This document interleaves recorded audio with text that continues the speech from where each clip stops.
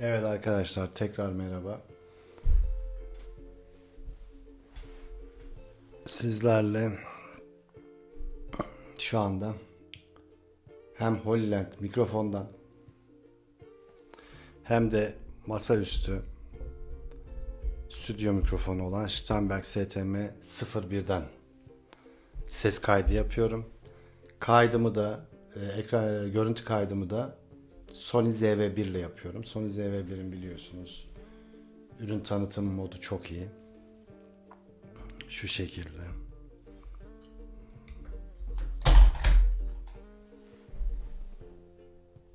O yüzden Sony ZV-1 ile çekim yapıyorum ama en sonunda Sony ZV-1'i tanıtırken de Canon EOS M ile çekim yapacağım. Arkadaşlar, şimdi ürünleri size tek tek tanıtmıştım. Daha önceki kullandığım vlog kameraları ve action kameraları tanıtmıştım. Bunların başında ne geliyordu? İlk kullandığımız DJI Osmo Pocket. Şimdi DJI Osmo Pocket'ın hemen kullandığım bir parçasını da göstereyim size. Telefonla birlikte DJI Osmo Pocket'ı buraya yerleştiriyoruz. Şu şekilde arkadaşlar. Telefonu da buraya yerleştiriyoruz.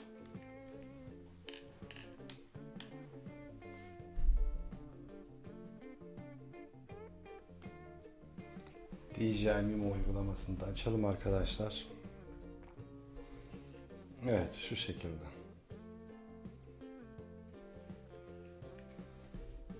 Evet arkadaşlar. Şu anda kamera çekimi hazır. Biraz da şöyle yapalım. Bakın.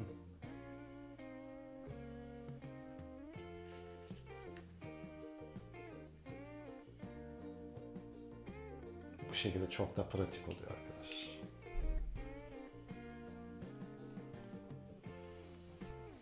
Şu aparatla arkadaşlar DJI Osmo Pocket ve telefonumu birleştirebiliyorum. Başka DJI Osmo Pocket'la kullandığım aparat var mı? Biraz önce size göstermiştim. Bunu kullanmıyorum da bunu diğer kameralarda kullanıyorum. Arkadaşlar bu da 10.000 miliamperlik hem monopod hem de bir şarj cihazı. Ulan zilin arkadaşlar. Daha önce bahsetmiştim. Yine söylediğim gibi kullandığım ikinci cihazım Osmo Pocket 2 idi. Gerçi bunu Osmo demiyor DJI Pocket 2. Bunu tanıtmıştım zaten size. Yine Osmo Action 2. Şimdi gelelim arkadaşlar. Burada kullandığım diğer aparatlara, diğer kameralara. Daha önce de söylemiştim. Birinci bölümde de söylemiştim. Bir Steinberg'in ses kartı. Steinberg'in ses kartı neymiş? UR22MK2. Kullandığım mikrofon tutucusu ise Godox'un arkadaşlar. Godox çok güzel bir tutucusu var. Sadece kablo saklama özelliği yok. Onu da şöyle yanlardan tutturdum. Ama bundan da çok memnunum. Stüdyo çekimlerinde kullandığım mikrofon Steinberg'in mikrofonu. Çok da güzel. Şu şekilde. Ayrıca arkadaşlar ne kullanıyorum? Size göstereyim. Diğer uzatmalı monopodlar var. Örnek veriyorum. Şu şekilde. Bu aynı zamanda bu monopod kameraya takıldığı zaman şu şekilde uzayabiliyor arkadaşlar.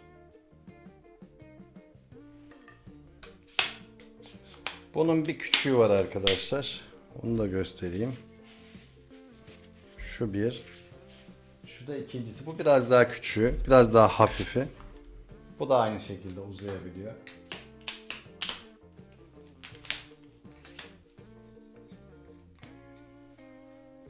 Bu monopodları kullanıyorum seyahatlerde.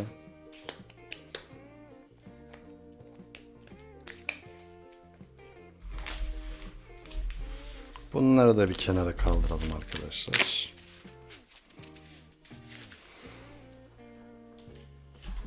Ayrıca Zion'un şu şekilde tripod bağlamış, onu çıkartayım arkadaşlar. Zion'un bir gimbalını kullanıyorum. Bu telefon için olan. Çok güzel, ufak, pratik. Şu kısmıma bakın. Şöyle çekip telefonumuzu buna bağlıyoruz. Hatta göstereyim arkadaşlar. Telefonumuzu buna tutturduk. Daha sonra bunu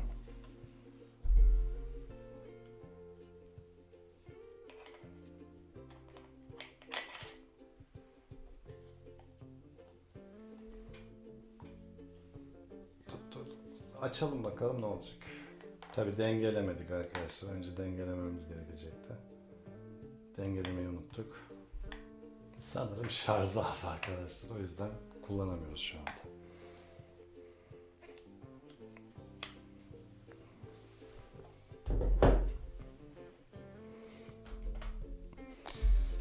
Bunu daha önce size göstermiştim arkadaşlar.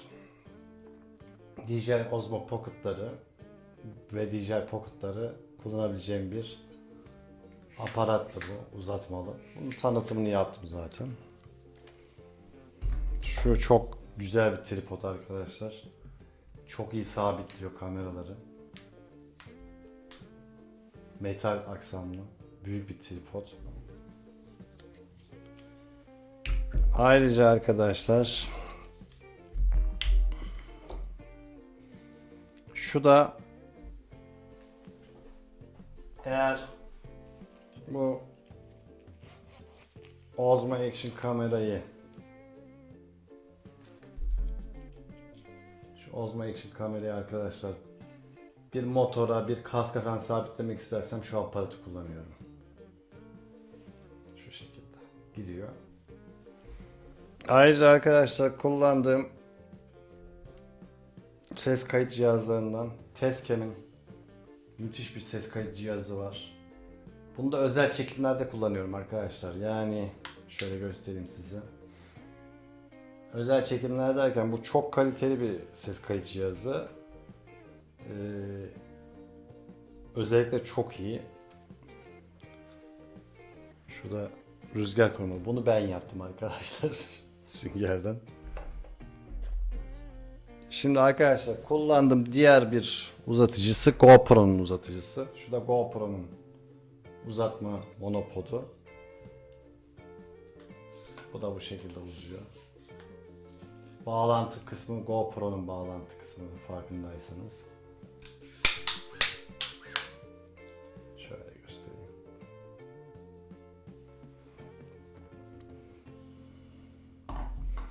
Ayrıca arkadaşlar ne kullanıyorum? Gelelim fotoğraf kameram. Valla küçük, pratik Canon EOS M. Şöyle şeyini de çıkartayım, flash'ını da. Canon EOS M yıllar önce aldım. Çok da memnun oldum. Video çekimlerinde sabitleme özelliği sadece kendi orijinal 18-55 objektifinde otomatik ve sessiz çalışan bir sistemi var. Bunu kullanıyorum ama fotoğraf çekimlerinde diğer objektifleri de kullanıyorum. Bu objektifler neler? Mesela Tamron'un motorlu 18-200 şu şekilde bir objektifini kullanıyorum. Bunu tekrar takalım arkadaşlar. Yani bunun aynı zamanda hem askılığı hem de bilekten kavrayıcı. Askılığı çıkartalım. Şu şekilde. bilekten kavrayan ve tutmamı sağlayan bir de aparat da var. Şöyle.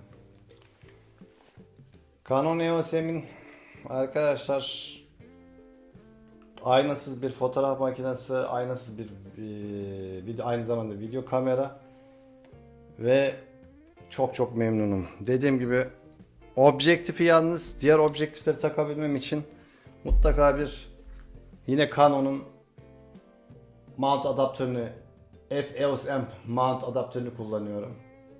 Önce bunu takıyorum. Daha sonra diğer objektifleri kullanabiliyorum. Bu adaptör olmadan diğer objektifler makine için büyük arkadaşlar. Makine yuvasına büyük geliyor. Bunu da şöyle. Ayrıca yine Canon EOS M için bir 50 milimetrelik ürün çekimlerinde özellikle çok güzel bir objektif. Arka planı flulaştırıyor, ürünü ön plana çıkartıyor. Mükemmel bir objektif. Bence her Canon kullanan fotoğrafçı da, ben fotoğrafçı değilim, ben tamamen amatör yapıyorum, bir hobi olarak yapıyorum ama şu objektifi mutlaka olması lazım. 50 milimetrelik. Bu da otomatik odaklama modu var. Biraz önce gösterdiğim Tamron'un yani 18'e 200'lük objektifin de otomatik odaklama motorlu yani. Şöyle göstereyim arkadaşlar. Objektif gayet güzel. Çok da verim alabiliyorum bu objektiften. Dediğim gibi adaptörle kullanıyorum. Başka ne kaldı arkadaşlar? Kullandığım kameralarda aynı zamanda arkadaşlar Rode'un bir mikrofonunu kullanıyorum. Kablosuz mikrofonunu. Bunu da bazı cihazlarda kullanıyorum. Seyahatlerde ne kullanıyorum? AirPods Pro 2'yi kullanıyorum. Müzik dinlemek için. Ayrıca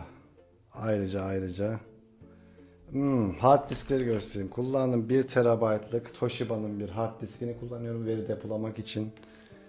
Ayrıca SanDisk'in 500 GB'lık bir SSD'sini kullanıyorum.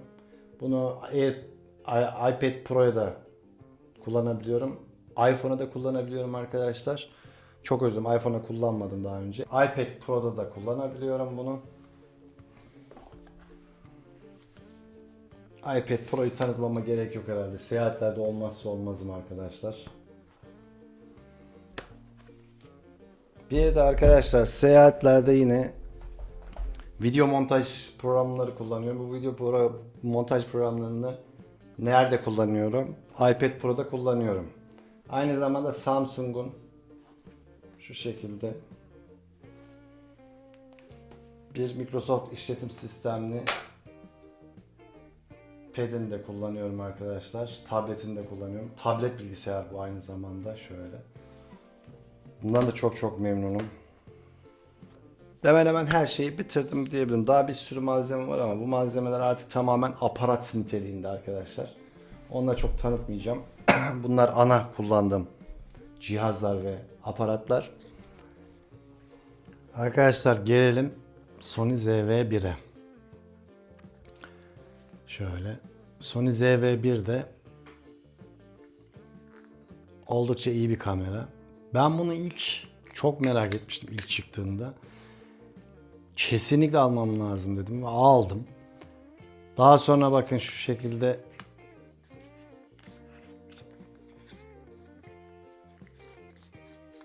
bir adaptörünü, daha doğrusu bir Angel lensini yani makro lensini, bir de geniş açı lensini aldım. Şu şekilde. Bunlar birbirine birleşik, aslında ayırabiliyoruz.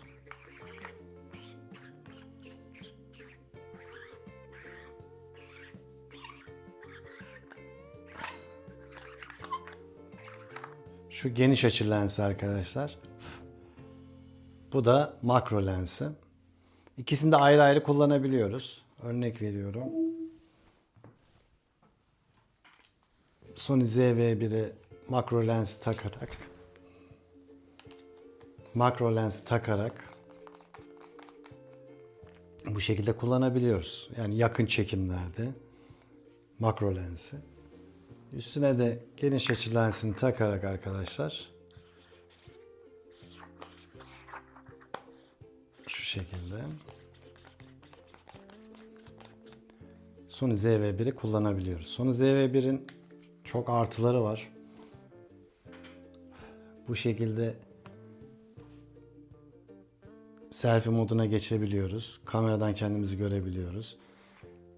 Şu şekilde de normal çekim yapıyoruz. Arkadaşlar bu kameranın en önemli özelliği bazı fonksiyon tuşlarıyla bu tuşlar sayesinde de ürün tanıtımı. Yani ürünü gösterdiğimizde ürünü ön plana çıkartıp ona odaklanıp arka planı flulaştıran bir özelliği var. Elektronik stabilizasyon yapıyor ama çok başarılı değil. Onu söyleyeyim. Krepliyor çünkü. Kenarlardan kırpıyor görüntüyü video çekimlerinde. O şekilde yapıyor.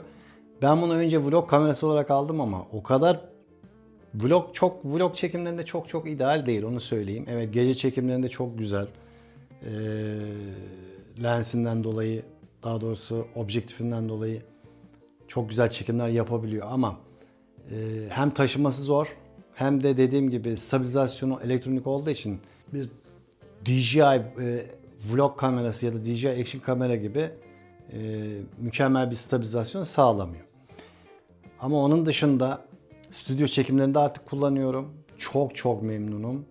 Bundan sonra zaten benim stüdyo kameram oldu. Eskiden Canon EOS M kullanıyordum stüdyo çekimlerinde. Şimdi stüdyo çekimlerinde tamamen Sony ZV-1'e döndüm. Çok da memnunum arkadaşlar. Ayrıca bir Dead Cat'i var. Dead Cat sayesinde rüzgarlı havalarda ses kaydı gerçekten güzel. Mikrofonu çok iyi. Rüzgarlı havalarda da çok güzel verim alınabiliyor. Benim anlatacaklarım bu kadar. Bundan sonra bundan sonraki çekimlerde seyahatlerde kullandığım kamera çantalarım ya da normal seyahat çantaları bunları tanıtmak istiyorum. Onun dışında yanıma neler almam gerektiği, kullandığım programlar. Yani bir ülkeye gittiğimde orada hangi aplikasyonları kullanıyorum. Bunları tanıtmak istiyorum. Bunlar sırayla, zamanla. Zaten bir ay sonra yine seyahatler başlıyor arkadaşlar. İnşallah seyahatleri de iple çekiyorum. Yani bir aralığı çok sabırsızlıkla bekliyorum. Tahminim Mısır'dan başlayacağım gibi geliyor. Dubai, Mısır buralardan. Çünkü sizlere ilettiğim ankette Mısır, Dubai buralar ön plana çıktı. Daha sonra yine tekrar Asya'ya döneceğim arkadaşlar. Şimdilik bu kadar. Görüşmek üzere. Kendinize iyi bakın.